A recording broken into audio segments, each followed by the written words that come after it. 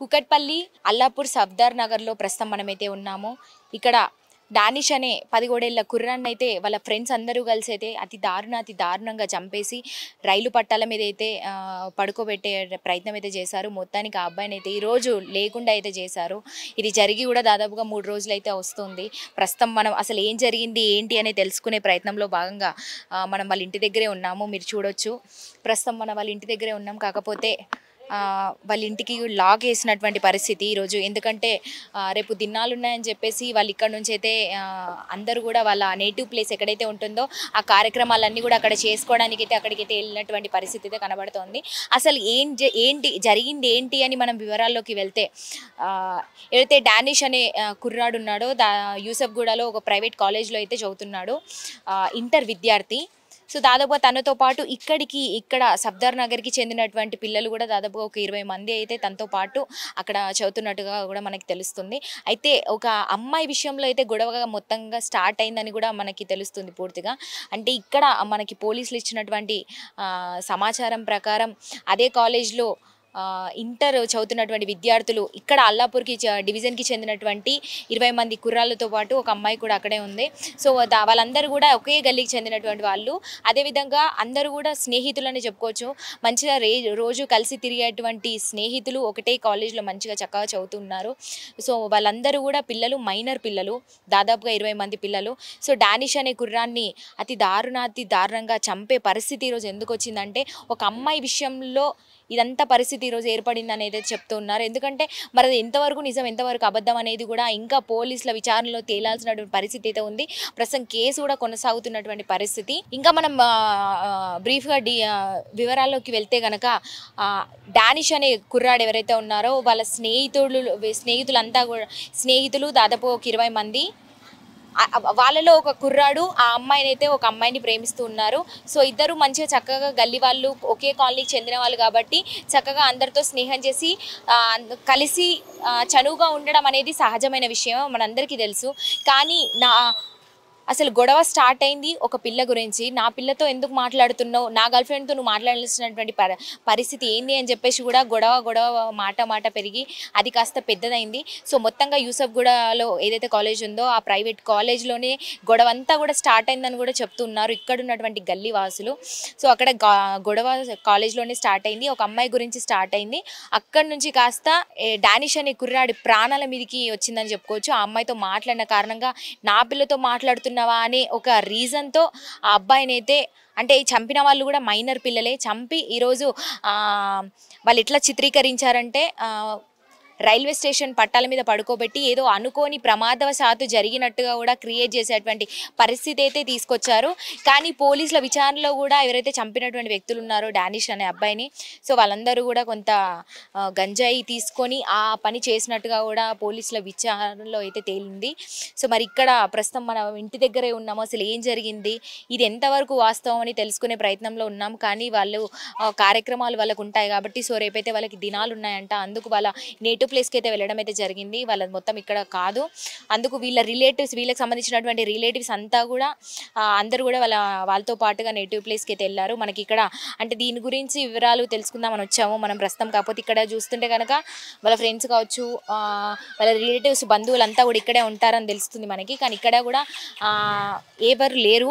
ఇందాక మనకు ఒకరు కలిసారు వాళ్ళ రిలేటివ్, కాకపోతే వాళ్ళు ఈ కేసు అయితే ప్రస్తుతం కొనసాగుతుంది. మా అబ్బాయి మీద డానిష్ అనే మా అబ్బాయి మీద మొత్తంగా కూడా యాంటీగా రాశారు మీడియాలో కూడా, అంటే మొత్తంగా కూడా మాకు రివర్స్గా రాశారు, తప్పుగా రాశారు అంటూ కూడా మాట్లాడుతున్నారు. అందుకు మేము మీడియా ముందుకు వచ్చి ఎటువంటి అసలు ఏం జరిగిందో చెప్పే పరిస్థితుల్లో అయితే లేము. మొత్తంగా కేసు అయితే ఒక కొలిక్కి వచ్చిన తర్వాత ఆ కేసు ఎటువైపు ఎవరికి న్యాయం జరుగుతుంది ఏంది అనే ఒక కొలిక్కి వచ్చిన తర్వాత దాని గురించి మేము వివరాలు అయితే అసలు ఏం జరిగింది అని చెప్పే ప్రయత్నం అయితే చేస్తాము అంటూ కూడా మాకు కొంచెం టైం కావాలంటూ కూడా వాళ్ళైతే అడగడం జరిగింది. కానీ వాళ్ళు ఇప్పుడు మీడియా ముందుకు వచ్చే అసలు మాటలనని చెప్తున్నారు. ఎందుకంటే మా అబ్బాయి సైడ్ ఏం తప్పు లేదు, అసలు రాసిందంతా పేపర్లో ఏదైతే రాశారో న్యూస్లో వచ్చిందంతా కూడా అబద్ధం అంటూ చెప్తున్నారు. మనకి న్యూస్లో వచ్చింది డానిష్ అనే కుర్రాడు వాళ్ళ ఫ్రెండ్ వాళ్ళ అంటే ఎవరైతే లవర్ ఉన్నారో వాళ్ళతో మాట్లాడడం వల్ల ఇదంతా జరిగింది. ఎందుకు మాట్లాడారని చెప్పేసి ఈరోజు ప్రాణం తీశారు అనేది మనకు వచ్చిన న్యూస్, కానీ ఇది అబద్ధం అంటున్నారు. మరి ఇంట్లో ఇంకేమి ఉంది మనం తెలుసుకునే ప్రయత్నం అయితే చేద్దాము. ఒకసారి కాలేజ్ కూడా వెళ్దాము, మరి అక్కడ మనకి ఏమైనా వివరాలు కొంత ఏమైనా దొరికేటువంటి అవకాశం ఉంటుందేమో చూద్దాము. ప్రస్తుతం ఇక్కడ కూడా కొంతమంది ఉన్నారు, మరి ఆ అబ్బాయి గురించి ఏమన్నా తెలుసా ఏంది ఒకసారి అడిగే ప్రయత్నం చేద్దాము. అసలు ఏం జరిగింది? డానిష్ అనే కుర్రాన్ని వాళ్ళ స్నేహితులే చంపారంటున్నారు, ఎందుకు? అసలు ఏం జరిగింది? Girl friend. ఎవరికి గర్ల్ ఫ్రెండ్? जो मारे ना दानिश को, उसकी गर्लफ्रेंड थी। नहीं दानिश छेड़ा के थे, दानिश गाड़ू छेड़ा अंटा तो उसको नहीं मार डाला सामने वाला. ఇప్పుడు ఒక డానిష్ వాళ్ళ ఫ్రెండ్ వాళ్ళ లవర్ తో డానిష్ మాట్లాడారు, అందుకు డానిష్ ని చంపారు ఈ రోజు. అదేనా? డానిష్ కి ఎవరైనా ఇంకా అంటే డానిష్ అబ్బాయి ఒక్కడైనా, వాళ్ళకి సిస్టర్స్ బ్రదర్స్ ఎవరైనా उतना खाली यहाँ पे रहता बोल के मालूम. ఇక్కడ ఉంటారు మాత్రమే తెలుసు, ఇంకేం తెలియదు. సో ఇదండి ఇక్కడ పరిస్థితి. మొత్తానికి ఇక్కడ అంటే ఇంతమంది ఉన్నారు కానీ మాకేం తెలియదు అంటున్నారు. వాళ్ళు ఇక్కడ డానిష్ అనే కుర్రాడు అంటే వాళ్ళ ఫ్యామిలీ ఇక్కడ ఉంటారు, ఇక్కడే నివసిస్తారని మాత్రమే తెలుసు. కానీ మాకు ఇంకా వివరాలు వాళ్ళ గురించి అయితే పూర్తి మొత్తంలో అసలు ఇప్పుడు ఈ మర్డర్కి సంబంధించినటువంటి వివరాలు అయితే మనకి ఏవి కూడా తెలియదు అంటున్నారు. ప్రేమకు అడ్డొస్తున్నాడని స్నేహితుడిని దారుణంగా హత్య చేశారు. మృతదేహాన్ని రైలు పట్టాలపై పారేసి ప్రమాదంగా చిత్రీకరించే ప్రయత్నం కూడా చేశారు. 10 మంది నిందితులు అల్లాపూర్ పోలీసులు శుక్రవారం కోర్టుకి హాజరుపరిచారు. నిందితులంతా కూడా దాదాపుగా 20 ఏళ్ల లోపే ఉన్నవారుగా కూడా తెలుస్తుంది. కేసు వివరాల ప్రకారం అదేవిధంగా కుకెట్పల్లి అల్లాపూర్ డివిజన్లోని సఫ్దర్ నగర్కు చెందిన అహ్మద్ అన్వరీ బేగం కుమారుడు డానిష్ యూసఫ్గూడలోని ఓ ప్రైవేట్ కళాశాలలో ఇంటర్ 2వ ఏడాది చదువుతున్నాడు. దివంగత రౌడీ షూటర్ కుమారుడు ఇంటర్ మొదటి సంవత్సర విద్యార్థితో పాటు మరికొంతమందితో అతనికి స్నేహం ఉంది. రౌడీ షూటర్ కుమారుడు 10వ తరగతి ఫెయిల్ కావడంతో అతని వారందరికంటే విద్యలో ఏడాది వెనుకబడి ఉన్నాడు. కళాశాలలో మిత్రులతో పాటు చదువుతున్న యువతితో రౌడీ షూటర్ కుమారుడికి బంధుత్వం ఉంది. డానిష్ ఆ యువతితో చనువుగా ఉండడాన్ని తట్టుకోలేకపోయాడు. తను పెళ్లి చేసుకోవాలనుకున్న విద్యార్థితో నువ్వెందుకు తిరుగుతున్నావంటూ పలుమార్లు డానిష్తో గొడవ పడినట్లు సమాచారం. ఈ నెల 22న రాత్రి 9:30కు ఇంటి నుంచి వెళ్లిన డానిష్ తిరిగి రాలేదు. మరునాడు బోరబండ రైల్వే స్టేషన్ సమీపంలోని రైలు పట్టాలపై ఛిద్రమైన స్థితిలో అతని మృతదేహం లభించింది. హత్య కావచ్చని తల్లిదండ్రులు అల్లాపూర్ పోలీసులకు ఫిర్యాదు చేశారు. డానిష్ను అడ్డు తొలగించుకోవాలని రౌడీ షూటర్ కుమారుడు మిత్రులతో వ్యూహరచన చేశాడు. శనివారం రాత్రి డానిష్కు రౌడీ షూటర్ కుమారుడు ఫోన్ చేసి బోరబండ రైల్వే పట్టాల పక్కన ఉన్న పొదల వద్దకు రమ్మన్నాడు. డానిష్ అక్కడికి వెళ్ళేసరికి అక్కడ రౌడీ షూటర్ కుమారుడితో పాటు మరో 8 మంది మిత్రులున్నారు. కొంతసేపు గంజాయి తాగారు. సిద్ధంగా ఉంచుకున్న ఖాళీ బీరు సీసాలతో మిత్రులందరూ కలిసి డానిష్ తలపై దాడి చేశారు. డానిష్ గొంతు పిసికి ప్రాణాలు తీసినట్లు పోలీసులు పేర్కొన్నారు. మృతదేహాన్ని రైలు పట్టాలపై పారేశారు. ఘటన ప్రదేశంలోనే అతని చరవాణి సిగ్నల్ చూపించడం వంటి ఆధారాలతో నిందితుడిని అదుపులోకి తీసుకుని విచారణ చేపట్టారు. 5గురిని కోర్టులో హాజరుపరిచారు. మరో 5గురిని జువెనైల్ హోమ్కు తరలించారు. ప్రస్తుతం మనకి వివరాలు అయితే ఇంత మాత్రమే తెలుసు. ఎందుకంటే ఒక పక్క పోలీసులు విచారణ కూడా చేపడుతున్నారు. ఒక 5 మందిని అయితే, ఎందుకంటే వాళ్ళు మైనర్ పిల్లలు కాబట్టి వాళ్ళకి తగినటువంటి అంటే ఈ ఏజ్లో మైనర్ ఏజ్లో జైలుకి పంపించడం, అక్కడే శిక్ష వేయడం, జైల్లోనే గడపడం అనేటువంటి ఇదైతే ఈ ఏజ్లో అయితే కానటువంటి పరిస్థితి నిజంగా. ఎందుకంటే మైనర్ పిల్లలకు అది సాధ్యం కాదు. ఎందుకంటే మైనర్ ఏజ్లో ఉండి చేసేటువంటి తప్పులు ఏవైతే ఉంటాయో అవి మానసికంగా వాళ్ళు మెంటలీ కొంచెం మతిస్థిమితం సరిగ్గా లేనందువల్ల ఇట్లాంటి వాటికి పాల్పడుతూ ఉంటారని కూడా మనం చాలా వాటిలోనే చూస్తున్నాం.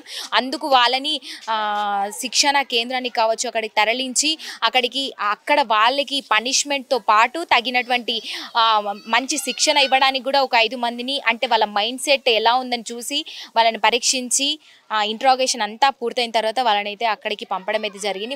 మరో 5గురిని కోర్టులో అయితే అల్లాపూర్ పోలీసులు అయితే హాజరుపరిచారు.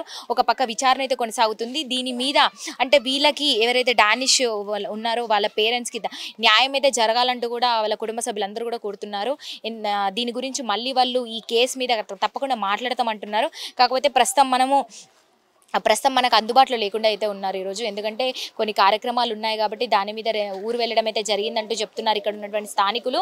మరి దీని గురించి మరింత సమాచారం తెలుసుకునే ప్రయత్నం అయితే చేద్దాము. ఒకసారి కాలేజ్ కూడా వెళ్దాము. మరి అక్కడ ఎవరైనా అక్కడే చదువుతుంది, అది చంపిన వాళ్ళందరూ కూడా అక్కడే చదువుతున్నటువంటి పరిస్థితి. మరి దాని మీద ఏం మాట్లాడతారు, అసలు ఏది నిజం ఏది అబద్ధం తెలుసుకునే ప్రయత్నం అయితే చేద్దాము.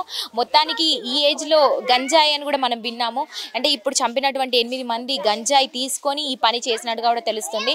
మరి గంజాయి తీసుకోవడం ఈ ఏజ్ లో అనేది కరెక్ట్ కాదు. అసలు వీళ్ళు మనం రోజు చూస్తూనే ఉన్నాము, డ్రగ్స్ గంజాయి అని ఇలాంటివి బాగా పెరిగిపోతున్నాయి ఈ రోజుల్లో. మరి ఇలాంటివి అసలు మార్కెట్లోకి అమ్మకాల్లోకి రాకపోతే అమ్మకాలు జరిగినంత కాలం కొనేవాళ్ళు కూడా ఎంతో కొంతమంది ఖచ్చితంగా ఉంటారు. మరి అమ్మకాలు తగ్గిస్తే అసలు దీని గురించి ప్రభుత్వం తగినటువంటి చర్య కఠినంగా తీసుకుంటే, దీని గురించి ఆలోచించి అసలు ఇది బయటకి పబ్లిక్ లోకి రాకుండా చేస్తేనే ఇట్లాంటి మైనర్ పిల్లలు కూడా ఈరోజు గంజాయి తీసుకున్నటువంటి పరిస్థితి రాకుండా అయితే ఉంటుంది. మరి అవి మార్కెట్లోకి వస్తున్నంత కాలం ఇట్లాంటి చిన్న ఏజ్లో చిన్న పిల్లలు కూడా చెడిపోతూ ఉంటారు. అసలు వాళ్ళ మైండ్ సెట్ అంటే వాళ్ళ చేతుల్లో ఉండకుండా వాళ్ళ పరిధి దాటి బయటికి వెళ్ళిపోతుందని చెప్పుకోవచ్చు. సో ఇలాంటి ఏజ్లో ఇలాంటి ప్రేమ వ్యవహారాలని, అదేవిధంగా కోపాలు, శత్రుత్వాలని వాళ్ళకి తెలియకుండానే వాళ్ళు ఒక తప్పు చేసి తర్వాత రియలైజ్ అయినా మన చేతిలో ప్రసక్తి ఏమి ఉండదు. ఎందుకంటే చదువుకునే ఏజ్ చిన్న ఏజ్, దట్టు ఇప్పుడు చంపిన వాళ్ళందరూ, అదేవిధంగా చనిపోయిన పిల్లగాడు ఎవరైతే ఉన్నారో వీళ్ళందరూ కూడా ఇంటర్ విద్యార్థులు, అంటే చాలా చిన్న ఏజ్. అంటే